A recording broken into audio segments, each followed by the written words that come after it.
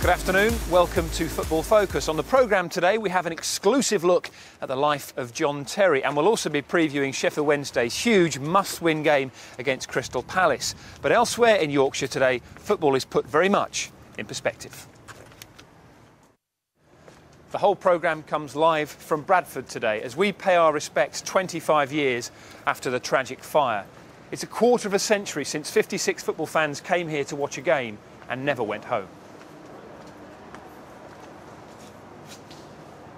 Over 250 people were also injured that day. Many of them were scarred for life. Now, as you can see, the stadium has changed enormously since then and now looks fit for the Premier League. But those who were here on May the 11th, 1985 will never forget one of English football's darkest days.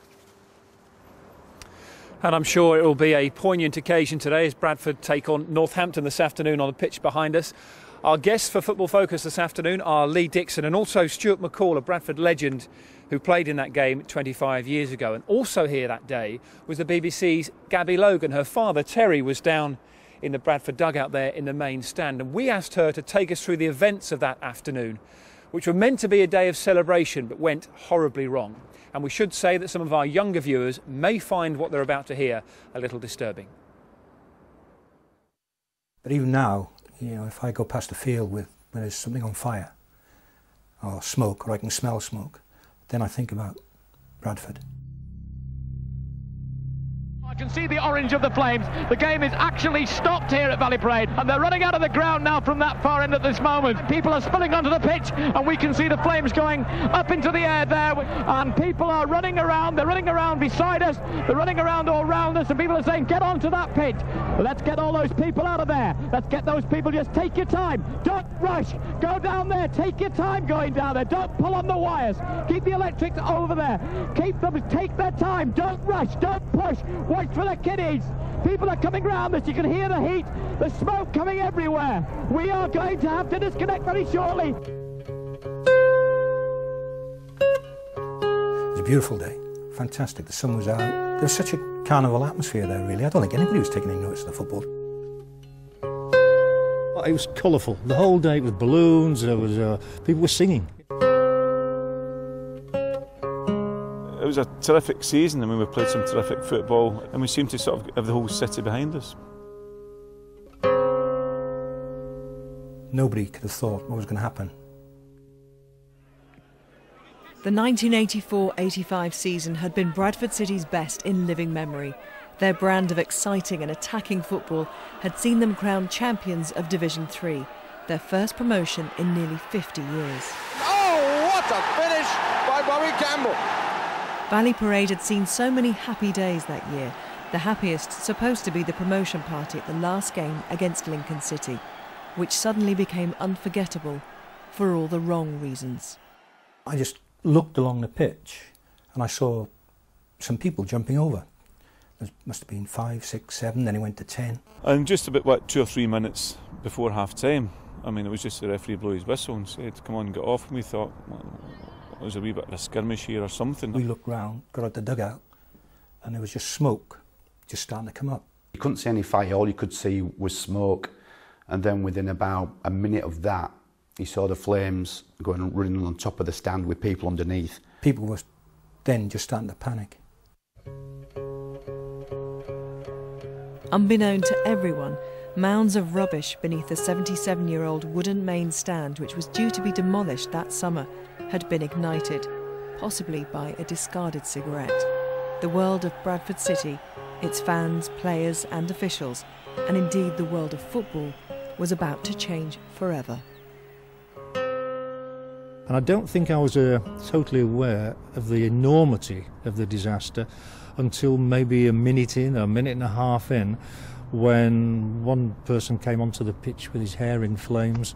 There was times when I just couldn't face it anymore. I just couldn't watch it because I just stood at the back and just looked at the back wall of the stand because it was just too terrible to witness.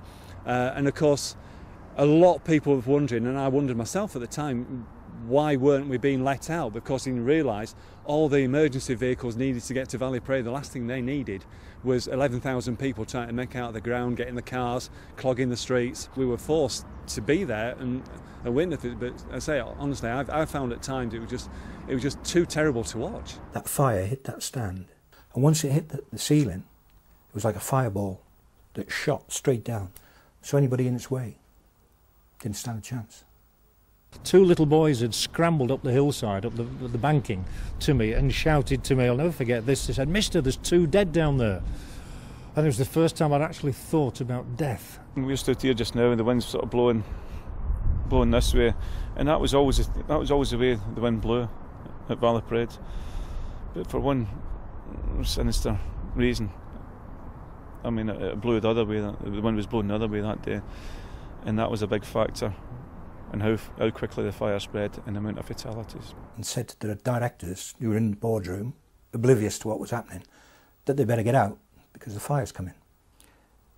So I've gone then to the players' lounge and told them to get out. Now I thought to myself, how do I get out? So I did something that you see in the movies. I threw a chair through a window and just jumped. Once you got outside the stadium, then there were people running around with obviously major burns, some with no shirts that had been ripped off and burnt, and families being split up so they didn't know where their dads, mums, so it was quite horrific. This guy, old guy, had his hands across his chest, and from here and here was just white, where he'd been burnt. The little bits of detail in that, you'll never forget. The old man will always be in my mind.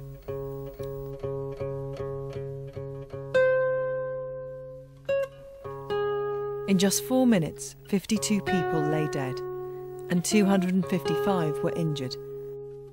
The death toll would later rise to 56, 54 from Bradford City and 2 from Lincoln.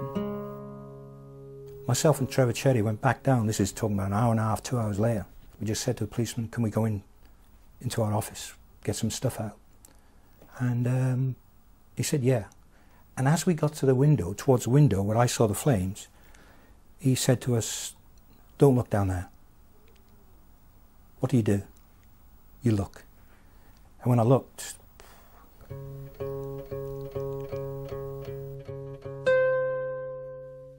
we saw real life tragedy.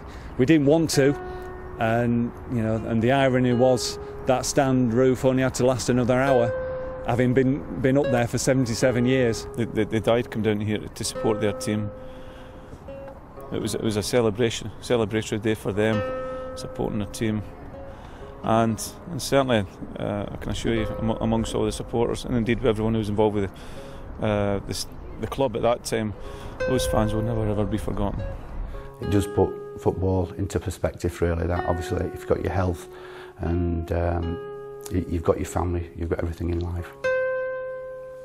It's supposed to be a nice day, great day out. Didn't turn out that way.